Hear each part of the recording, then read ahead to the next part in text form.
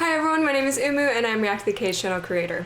Hi everyone, this is Kevin from Classical Musicians React. I am a pianist and today we are back in the business. Welcome to Kevin's and my ENOi Where Are You reaction. And so I think last time we reacted to them, it was either their first comeback or their debut song, and ENOi's management reached out to us and said that the boys watched the video, which was so hella cool. I don't know if the management is watching this now, but thank you, that was awesome.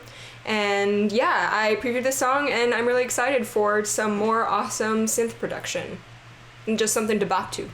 You know how most songs they have like a hyphen between the artist and the song? This one, they put an underscore on it. And I'm wondering what that is. Is that a thing that this group does? But it looks pretty cool. It looks very digital and sci-fi. 3, a 2, a 3, 2.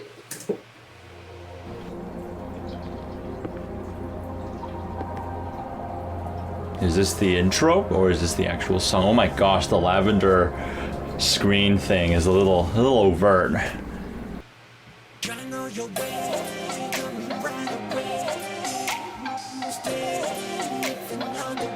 I love the vocal editing. It makes it sound like it's part of the instrumental.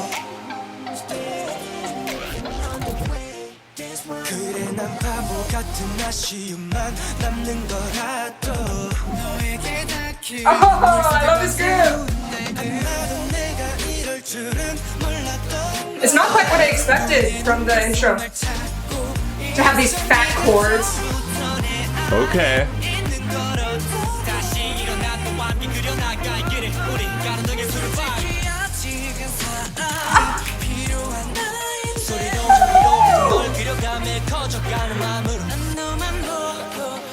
Wow, that was already a really solid first verse.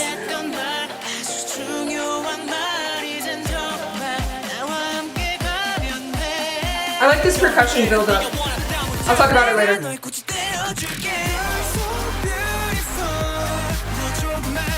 Going a little smoother for the chorus.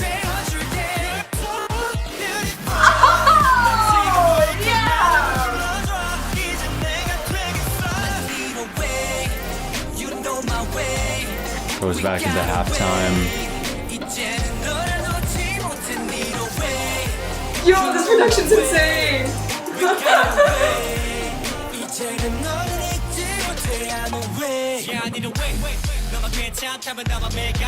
Oh yeah. Just changing to this darker synth that we've been hinting at before, just for the rap. That was a nice change.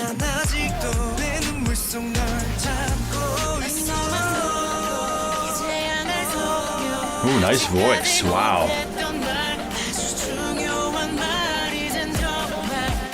I like how syncopated the bass drum part is there, because it's a little bit more of a complex rhythm before going into consistent subdivisions, which hypes us up for the chorus.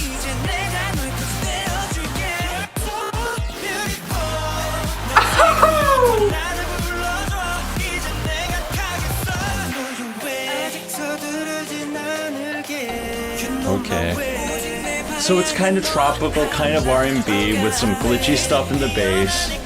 I'm not sure if it's gelling together very well. Oh, okay, I like that. Ooh, that's excellent.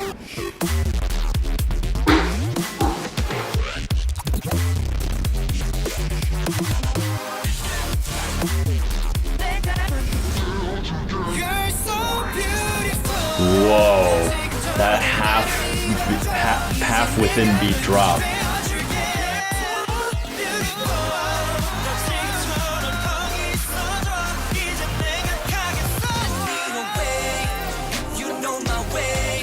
Ah, I wish that it could just keep the energy up. This last halftime, not feeling it.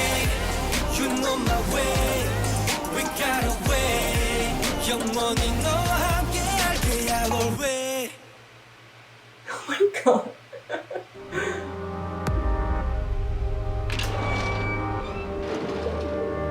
Oh, that's beautiful.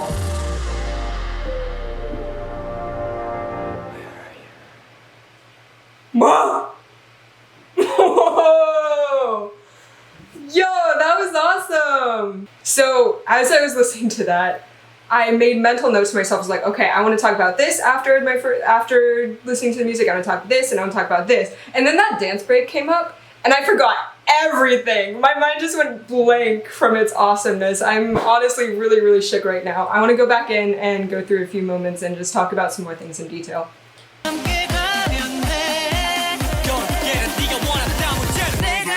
What I liked about that section, so usually when we reach the pre-chorus, we have drums that start going at a certain speed, 2, 3, 4, right? But this time we had like like it was something that wasn't a consistent rhythm. So we went from an inconsistent or kind of like unpredictable rhythm to more of a consistent beat, which led to a very successful pre-chorus into the chorus.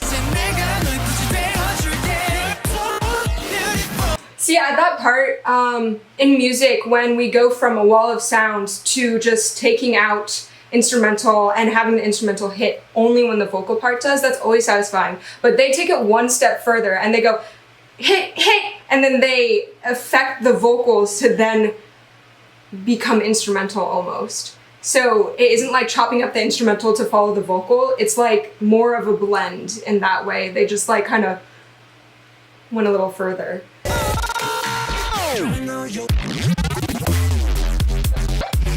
Whoop, whoop, whoop, and then it went to higher pitched and then back down to lower.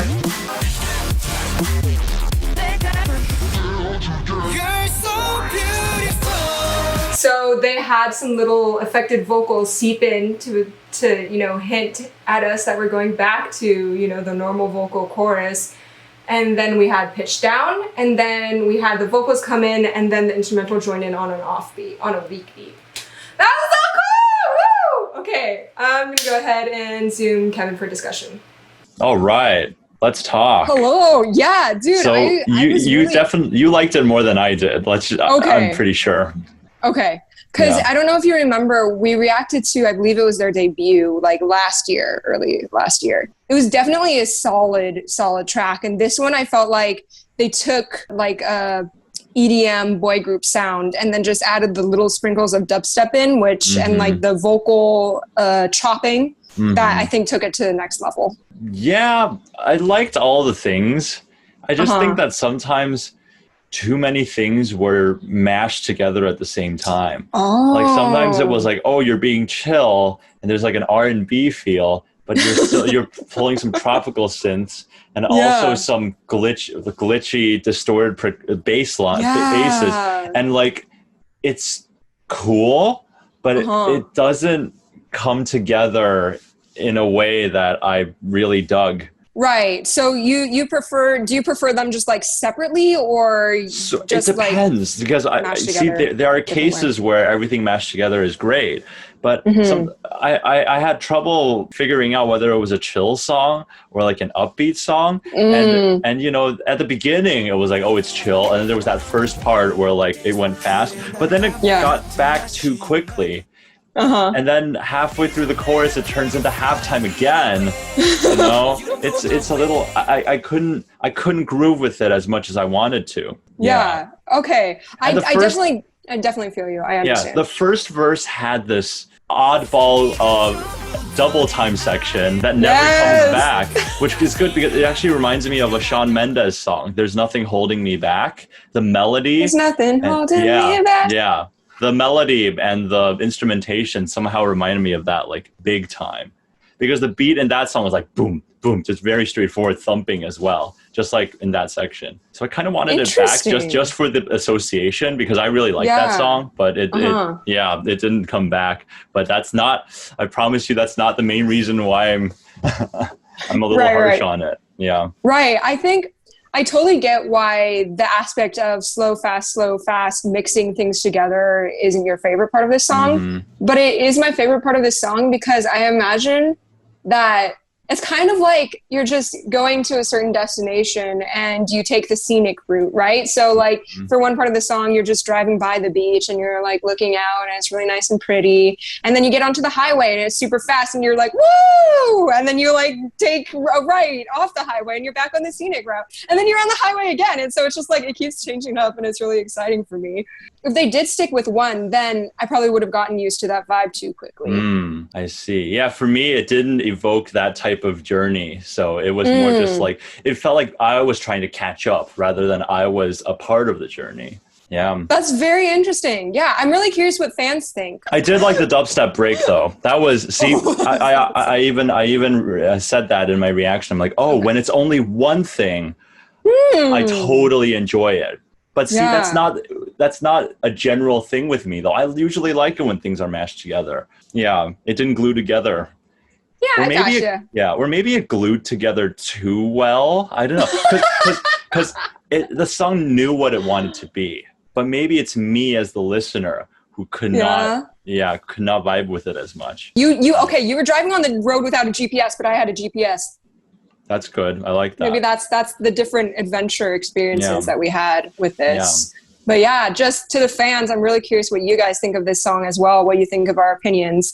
And as we wrap this up, I just wanted to let you guys know, if any of you guys are hardcore fans of our channel, we do have merch coming out soon. So if you could check the description, we have some surveys asking which merch items you're interested in. Because the more who are interested, the cheaper the prices will be. Yay! Excellent. Okay, thanks so much for joining us on this freeway beach drive journey.